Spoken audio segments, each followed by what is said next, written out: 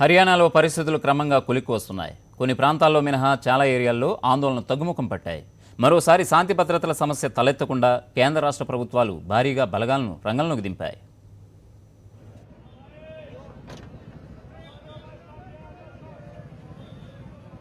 జాట్ల జగడం హర్యానాను వదిలిపెట్టడం లేదు. బడ్జెట్ సమావేశాల్లో బిల్లు ప్రవేశపెడతామంటూ హర్యానా సర్కార్ పేర్కొన్నప్పటికీ ఆందోళనకారులు శాంతించలేదు. రోహ్తక్ సహా పలు ప్రాంతాల్లో జాట్ వర్గీయులు నిరసన కొనసాగించారు.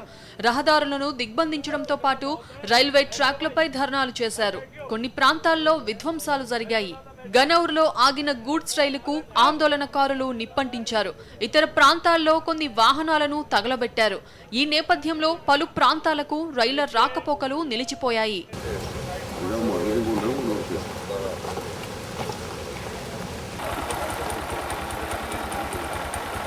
మరికొన్ని ప్రాంతాల్లో పరిస్థితి క్రమంగా అదుపులోకి వస్తోంది. కీలక ప్రాంతాల్లో పెద్ద ఎత్తున సైన్యాన్ని మోహరించి శాంతి భద్రతలను కాపాడుతున్నారు. అయితే ఆ ప్రాంతాల్లో నిషేధాజ్ఞలను కొనసాగిస్తున్నారు. ఇక రాజకీయ జోక్యాన్ని నివారించే దిశలో విపక్ష నేతలను నిర్బంధిస్తున్నారు. మాజీ సీఎం భూపేందర్ సింగ్ హుడాను పోలీసులు అడ్డుకున్నారు.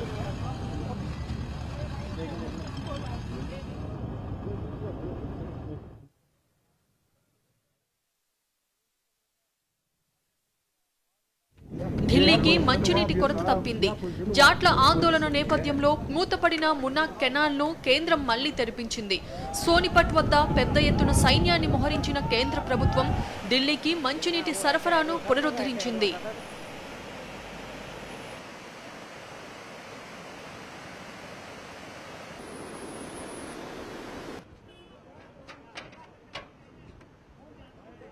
ఆందోళనలపై హర్యానా ప్రభుత్వం దృష్టి సారించింది. ఈ మేరకు ముఖ్యమంత్రి నేతృత్వంలో సమావేశమైన కేబినెట్ రిజర్వేషన్ల బిల్లు న్యాయపరమైన చిక్కులపై చర్చ జరిపింది.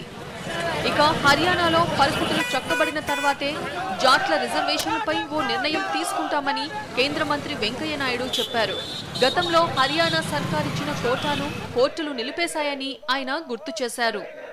मेरा सुझाव ये है, हरियाणा में जो हुआ वो दुर्भाग्यपूर्ण है और कुछ घटने जो हुआ वो निंदनीय भी है और हिंसा का कोई स्कोप है ही नहीं था, कोई कारण भी नहीं था.